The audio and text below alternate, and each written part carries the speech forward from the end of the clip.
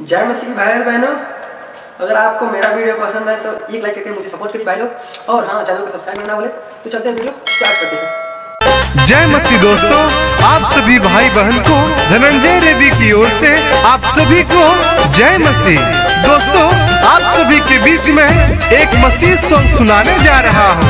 उम्मीद है कि आप सभी भाइयों बहनों को यह मसीह सॉन्ग अच्छा लगेगा। तो आप सभी मसीह भाई बहन इस भजन को ध्यान से सुनेंगे।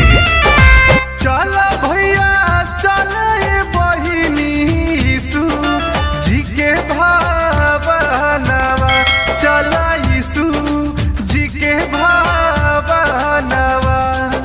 चला भैया चले बहिनी यीशु जी के भावनवा, चला यीशु जी के भावनवा। कहरा पड़ा थानावा यीशु जी के पूरा हो सपनवा। कहरा पड़ा थानावा यीशु जी के खुशी हो जीवनवा।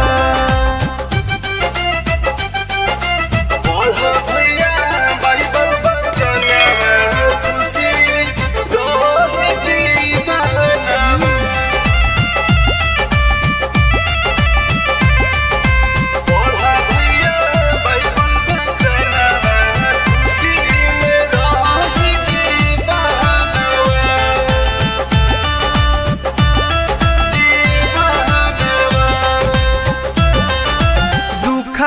बीमारी से तू बड़ा लाचार हो, यीशु जी के नाम लेला हो ही विपत दूर हो।